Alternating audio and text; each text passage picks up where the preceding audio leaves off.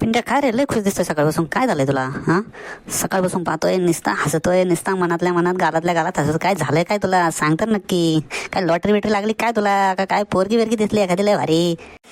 नाही रे पिंटू भाऊ, काय सांगू तुला, मला लयच आनंद झालाय आज. लय भारी गोष्ट घडलेली माझ्यासोबत. हा, सांगू का तुला?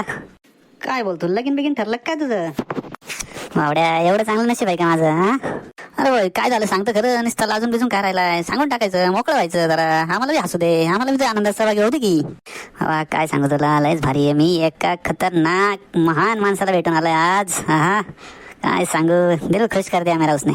मावड्या, परत काय एखाद्या मार्केटिंगवाल्याला भेटला काय? मार्केटिंगवाल्या, चेन मार्केटिंगवाल्या माणसाला? नाही रे भाई, हे साधे सुद्धा माणूस नाही, ते त्रिकाल तज्ञ आहेत. भूतकाळ सांगतात, वर्तमान का सांगतात, भविष्य सांगतात. बर, ते एवढं सांगतात, स्वतः काय करत्या? ते काय मी विचारलं नाही. मोठ्या माणसांना असे प्रश्न नसते विचारायचे बाबा. तू भेटल्यावर तू विचारू शकतो का? हा, बर बर, कुठं आहे तो माणूस? नाव काय त्याचं? काय करतो? कसं कसं करतो? कधी आला? कधी भेट झाली तुझी? काही सांगशील का नाही? महान महान माणूस काय करतात ते म्हणजे भविष्याचार्य, ज्योतिष रत्न, ग्रह पीडा निवारक, भोंदू महाराज. काय भोंदू महाराज? नावावर जाऊ नको, ज्ञान बघ त्यांचं ज्ञान. तिन्ही त्रिकालात सर्व संपन्न, सर्व गुणी, सर्व ज्ञानी असा कोण आहे? तो आमचा बंधू महाराज. बर बर बर, चल मग मला पण भेटो, बघूया तुमचा महाराज कसा आहे, काय किती ज्ञान आहे त्याला, काय कवडीची अक्कल आहे का नाही, किती गावं बिवं फिरून आलाय का, असाच नुसत्या लाफा मारतो तुला. मी तरी बघतो एकदा. नमस्कार महाराज ज्ञानोपंत, मी आलोय माझ्या मित्राला घेऊन आपल्या दर्शनासाठी. कृपया माझ्या मित्राची ओळख करून देतो. हे माझे मित्र बंडोपंत. नमस्कार महाराज, माझा मित्र परममित्र, याच्याकडून मी तुमच्याविषयी खूप ऐकलं. मग मनाला वाटलं चला तुमचं दर्शनच घेऊ. प्रणाम महाराज, कृपया आपला आशीर्वाद असू द्या. अरे वा वा वा, बरं झाले आले. बराच वेळ झाला इथं कोणी नव्हतं. बरं झालं चिंट्या, तू घेऊन आला यांना. हा महाराज, मला या मित्राला, माझ्या मित्राचा हात बघून तुम्ही काहीतरी त्याला सांगू शकता का? त्याचं भविष्य सांगा. त्याच्या भविष्यात काय काय होणार आहे? त्याचं लग्न होईल का नाही? त्याला व्यवसायात प्रगती होईल का नाही? पैसे येतील का नाही? घर बीर बांधीन का नाही? त्याला सांगता का जरा थोडंसं? हो महाराज, कृपया माझा हात बघा आणि प्लीज मला सांगा काय होईल काय नाही. मला खूप उत्सुकता आहे. चाल मग ये लवकर इकडे. हातच पाहतो आता, काय काय हातावर आहे ते बघायलाच पाहिजे मला. बाळा, तुझा हात बघून मला खूपच गोष्टी दिसत आहेत रे. सामान्य माणसाला फक्त या सामान्य रेषा दिसतात, पण मला रेषामागची रेषा दिसते. आणि त्या रेषेमागचा अर्थ पण दिसतो. आणि त्या अर्थामागचं भविष्य पण दिसतंय. बाबा, मला तर हातावर फक्त धूळच दिसून राहिली. तुम्हाला काय काय दिसायलंय? अरे पुत्रा, तू अजून सामान्य आहेस. माझ्यासारख्या उच्च दर्जाच्या व्यक्तीला विश्वाची भाषा समजते, आणि सामान्य व्यक्तीला हातावरच्या रेषा नाही, हातावरची फक्त धूळच समजते. बाबा सांगा मग, नेमकं माझ्या हातावरच्या रेषांमध्ये तुम्हाला काय काय दिसतंय?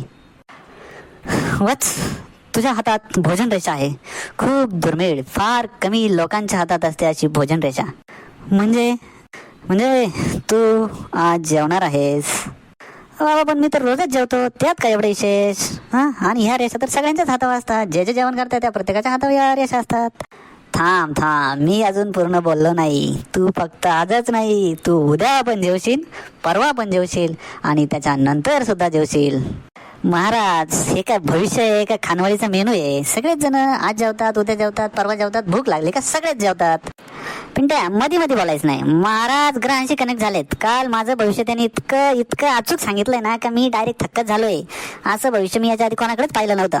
बरं, मग काय सांगितलं होतं महाराजांनी तुम्हाला? ते महाराजांनी काल मला सांगितलं होतं की तू आज घराच्या बाहेर पडशील, असं मला कालच सांगितलं होतं. आणि खरंच मी आज डायरेक्ट घराच्याच बाहेर पडलो. सकाळीच्या घराच्या बाहेर पडला म्हणजे डायरेक्ट त्यांच्याकडेच आला होताच. तेच तर सांगतोय, त्यांच्या आलो म्हणून तर म्हणतोय की हे बरोबरच आहे. त्यांनी एकदम बरोबर सांगितलं होतं, म्हणूनच मी घराच्या बाहेर पडलो. बघ बरं, आहे का नाही? एकदम अचूक अचूक अचूक भविष्य सांगणारे महाराज. बड्या, तू शांत राहा. मला या मुलाच्या आयुष्यात एक खूप मोठा बदल दिसतोय.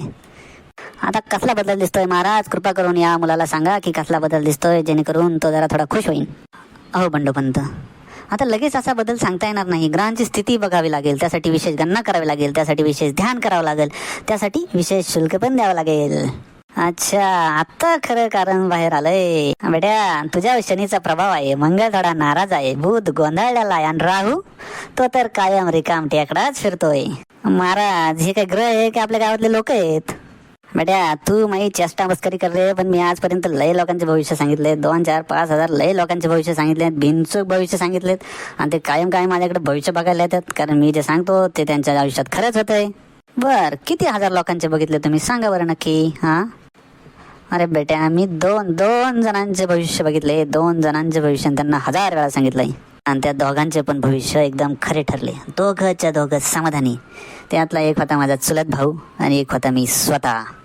बर महाराज, खरं खरं सांगा तुम्ही, हे भविष्य तुम्ही कुठं शिकले? एवढं अचूक भविष्य तुम्हाला कोणी शिकवलं? तुम्ही कुठं तपश्चर्या केली का? कुठं वनवासात गेले होते का? बेटा, लय मोठा इतिहास राही रे. एका रात्री मी यूट्यूबवर गेलो. यूट्यूबवर एक चॅनल बघितला. मी सर्च केलं 7 दिवसात ज्योतिषी कसं बनायचं. मग मला ह्यो व्हिडिओ दिसला. मग मी तो पूर्ण व्हिडिओ पाहिला.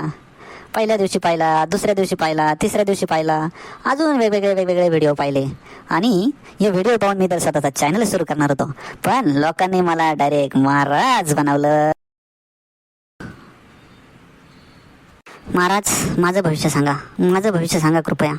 अरे म्हणजे त्या चेहऱ्यावरून दिसतंय तू लय मोठा माणूस होणार आहे. सगळे लोक तुझं नाव घेतील, सगळ्या गावात तुझी चर्चा होईल, तुला लय मान देतील रे भावा. खरं का काय? मग तू एक काम कर, पहिलं तुझ्या आधीची उधारी फेड, किराण्याचं बिल भर, 4 लोकांचे घेतलेले पैसे परत कर, बाकीच्या ग्रहांचं मी पाहतो.